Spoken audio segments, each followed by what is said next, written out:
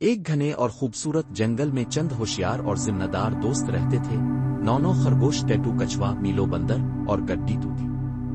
یہ سب مل کر ایک گروپ بناتے تھے جس کا نام تھا ایکو کڈس اسکواڈ۔ ایک دن نونو نے جنگل میں گھومتے ہوئے دیکھا کہ دریا کے کنارے پلاسٹک کی بوتلیں، چپس کے خالی پیکٹ اور کچرا بکھرا پڑا ہے۔ وہ پریشان ہو گیا اور فوراً اپنے دوستوں کو بلایا۔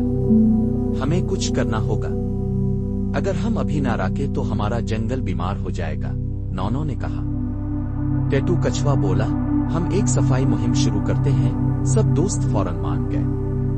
اگلے دن وہ سب نے ہاتھ میں دستانے پہنے تھیلیاں لیں اور پورے جنگل کی صفائی شروع کر دی۔ ساتھ ساتھ وہ دوسرے جانوروں کو بھی سمجھانے لگے، کچرا صرف ڈسٹ بن میں ڈالیں، پلاسٹک کا کم استعمال کریں، درختوں کی حفاظت کریں۔ میلو بندر نے بچوں کے لیے چھوٹے بورڈ بنائے جن پر لکھا تھا، صاف جنگل خوشحال جنگل۔ گڈی توتی نے پرندوں کے گھونسلے محفوظ جگہوں پر منتقل کیے۔ کچھ ہی دنوں میں جنگل ایک بار پھر صاف اور خوبصورت ہو گیا۔